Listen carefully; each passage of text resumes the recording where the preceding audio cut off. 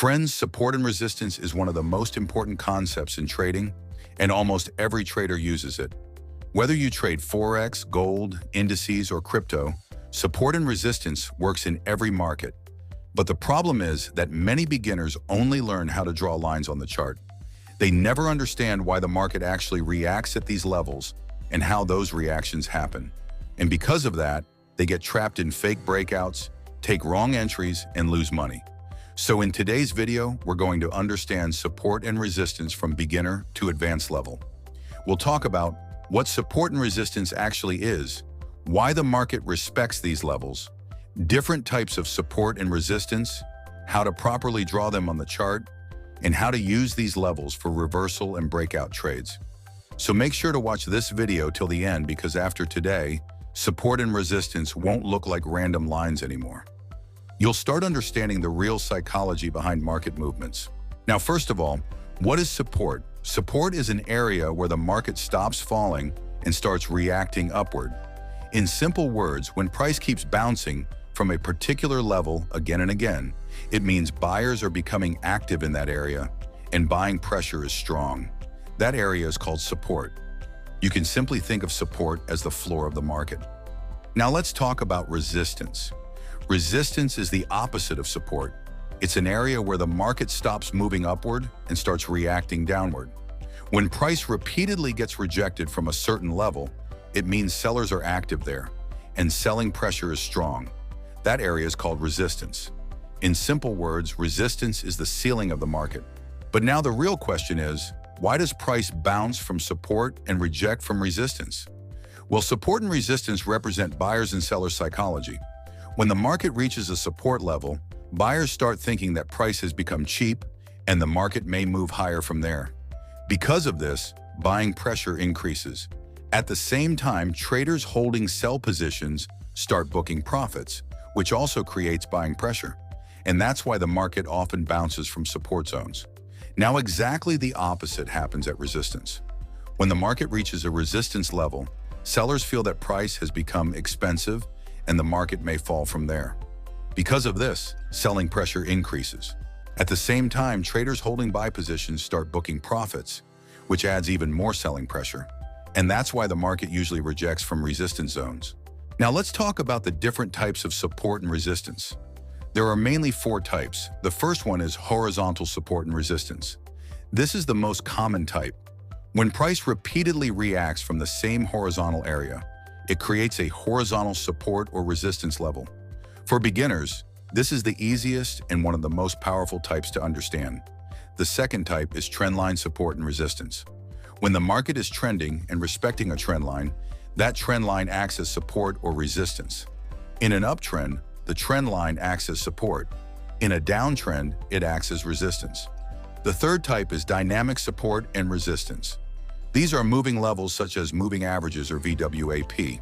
For example, if the market keeps bouncing from the 200 EMA multiple times, then the 200 EMA is acting as a dynamic support.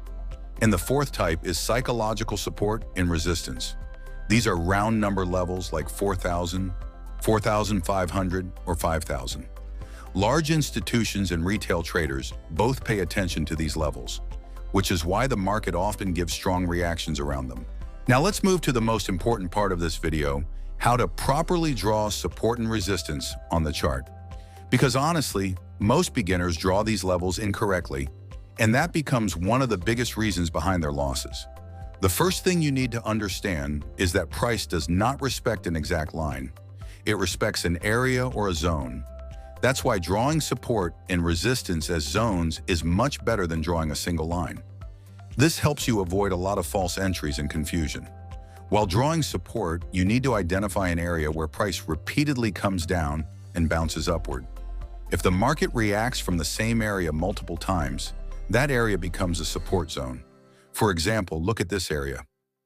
Every time price came into this zone, buyers stepped in and the market bounced upward.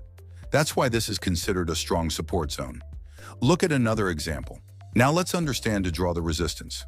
While drawing resistance, you need to identify an area where price repeatedly moves upward and gets rejected. If the market keeps rejecting from the same area, that area becomes a resistance zone. For example, look at this zone. Every time price entered this area, sellers became active and the market moved downward. That's why this is considered a strong resistance zone. Look at another example.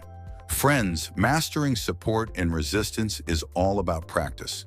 The more charts you analyze and the more levels you draw yourself, the better you'll become at understanding market reactions. Now let's understand one very important concept. When price breaks a strong support level and later comes back to that same zone, the previous support often starts acting as resistance. This concept is called support becomes resistance, and the opposite of this. When price breaks a strong resistance level and later retests that same zone, the previous resistance often starts acting as support. This concept is called resistance becomes support. This is one of the most important concepts in breakout trading and market structure. Now let's talk about how to use support and resistance to take trades. Generally, there are two ways to trade using these levels: reversal trade and breakout trade. Let's start with reversal trades. In reversal trade, we expect the market to reverse from a support or resistance zone. But instead of taking blind entries, we wait for confirmations. For example, if candlestick patterns form near support or resistance, it creates a high probability reversal setup. If bullish candlestick patterns form near a support zone, we can look for buy entries and place our stop loss below the support zone. Similarly, if bearish candlestick patterns form near a resistance zone, we can look for sell entries and place our stop loss above the resistance zone.